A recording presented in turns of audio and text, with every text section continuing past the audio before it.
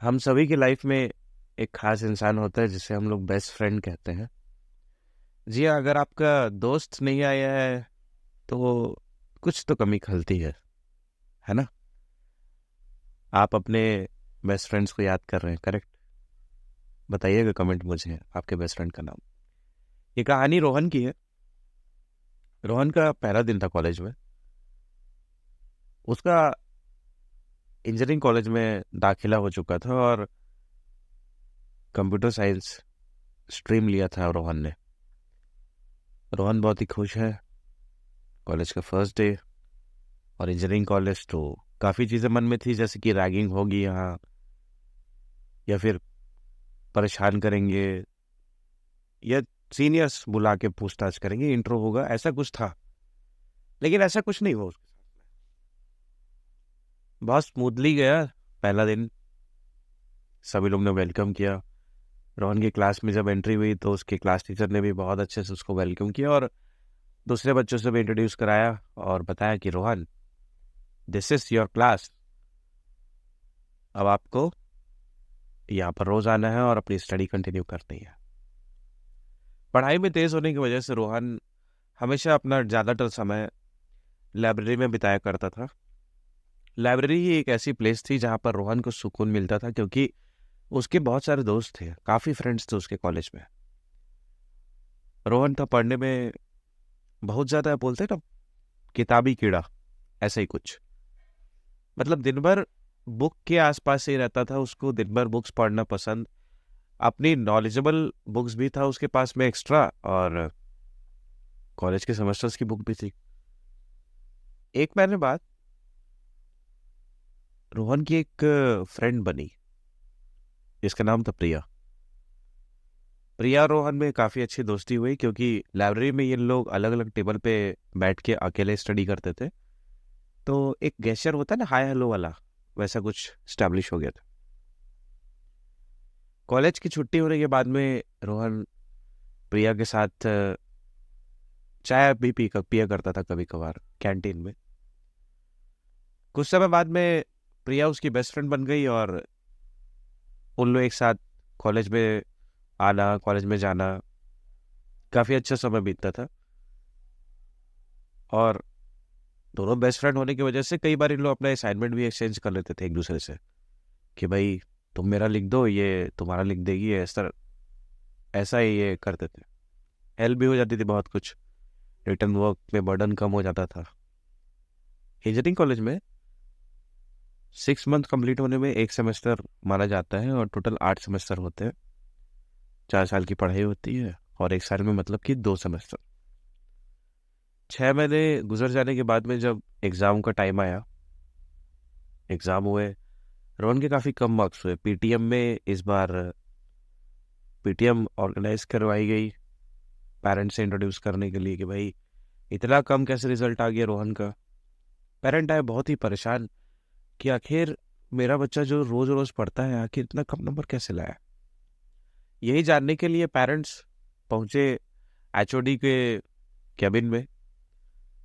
HOD साहब से मुलाकात करने के बाद में ये रियलाइज़ हुआ उनके पेरेंट्स को कि रोहन किसी प्रिया नाम की लड़की के साथ में काफ़ी देर स्पेंड करता है अपने कॉलेज में, और कॉलेज वालों को ये मानना है कि रोहन शायद दिमागी मरीज है। दिमागी मरीज ये शब्द सुन के पेरेंट्स बहुत ज़्यादा गुस्सा हुए। अच्छा डांट लगाया पहले रोहन को तो, कि तुमने इतने कम नंबर कैसे लाया है, ये कौन है प्रिया, ये क्या है तुम्हारा, और ये तुमको कुछ प्रॉब्लम है क्या, ऐसे पूछने लग गए पेरेंट। रोहन बहुत ही अपसेट था, क्योंकि ऐसा कुछ नहीं था, वो दिमागी मरीज या उसके बारे में जो भी कहानियां बताई जा रही थी, ऐसा कुछ भी नहीं था। और अपनी बेस्ट फ्रेंड के बारे में इस तरह की बातें, तो उसने डिसाइड किया कि पापा, प्रिया के अच्छे मार्क्स आए हैं, आप प्रिया से मिल लीजिए, मैं शाम को उसको अपने घर बुलाता हूँ, आप खुद ही मिल लीजिएगा प्रिया से। मम्मी पापा बोलते हैं कि बेटा वो सब ठीक है, बट आपके रिजल्ट्स इतने कम आए हैं ना। बेस्ट फ्रेंड है ठीक है वो अपनी जगह, बट पढ़ाई तो अपनी जगह है। शाम को 8 बजे रोहन अपने घर का दरवाज़ा खोलता है और welcome Priya, welcome to the house, ऐसा बोल के वेलकम करता है। और ये बताता है कि आज पहला दिन है जब प्रिया हमारे घर आ रही है।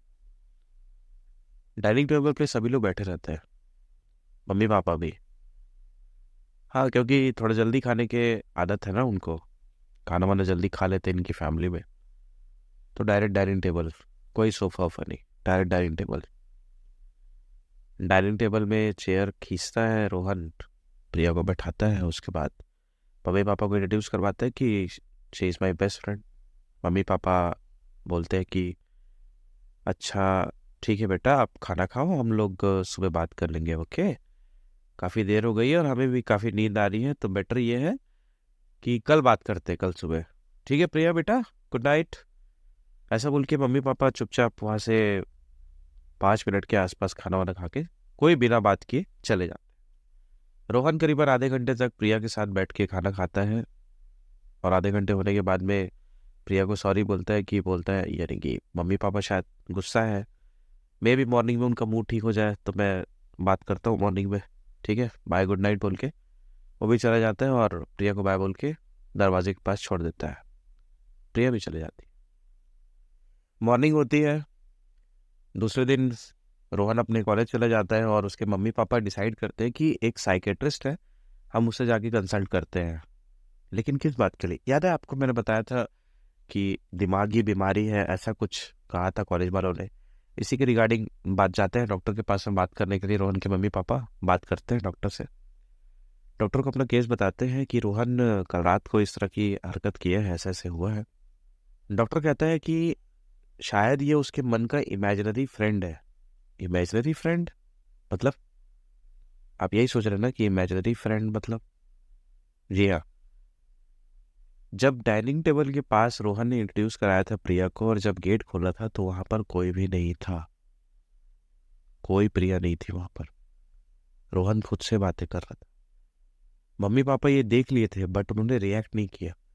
दूसरे दिन डॉक्टर से जाके कंसल्ट किया, क्या ये बीमारी है या कुछ और है। तो डॉक्टर भी श्योर नहीं थे कि बीमारी की क्या है।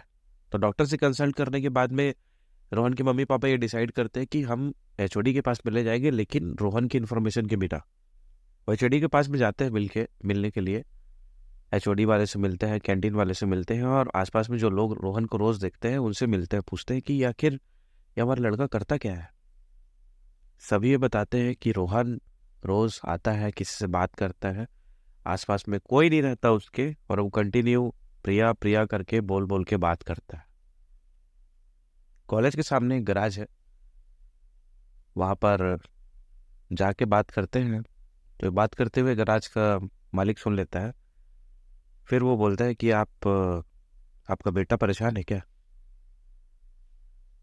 गराज का मालिक रोहन के मम्मी पापा की बात सुनता है और बोलता है कि आप बैठिए, आपका बेटा परेशान लग रहा है मुझे काफ़ी दिन से, और कुछ परेशानी है क्या। तो उसी में पापा तब बताते हैं कि हाँ, इस तरह का तो प्रॉब्लम है हमारे बेटे के साथ, अब क्या करें समझ नहीं आता। चर्चा में उन्हें ये पता चलता है कि गराज ओनर का एक बेटा हुआ करता था, जिसकी 5 साल में ही मृत्यु हो गई थी। उसके बाद उन्होंने बड़े ही नाज और प्यार से पाला था अपनी बेटी को, जिसका नाम था प्रिया। और 10 साल पहले उसकी भी डेथ हो गई थी कार एक्सीडेंट। तब से लेकर आज तक उस कॉलेज में ही मेरी बेटी पढ़ती है, छोड़ नहीं पाई उस कॉलेज को वो। ये सुनने के बाद रोहन के मम्मी पापा के पैरों तले जमीन खसक गई। उन्होंने पूछा उससे कि आपकी बेटी क्यों दिखती है हमारे बेटे को। तो उनके पापा बताते हैं कि प्रिया शायद इसलिए दिखती है उनको क्योंकि आपका बेटा सेम टू सेम प्रिया के जैसे ही है। मुझे पता है कि आपके बेटे को कोई हार्म नहीं हुआ है, उसकी पढ़ाई डिस्टर्ब हुई है, बट वो आपके बेटे को कुछ नहीं करेगी, मुझे पता है ये चीज़। उसने भी कंप्यूटर साइंस ही लिया था, वो भी सेम टॉपर थी, बुक से प्यार और पढ़ाई लिखाई से तो बहुत ज़्यादा मतलब लगाव। लाइब्रेरी में काफ़ी समय बिताती थी मेरी बेटी। ये सुन के रोहन के मम्मी पापा बहुत सैड होते हैं, बट उनको ना एक डिस्टर्बिंग चीज़ पता चलती कि रोहन शायद दिमागी मरीज नहीं है, ये कुछ और मामला है।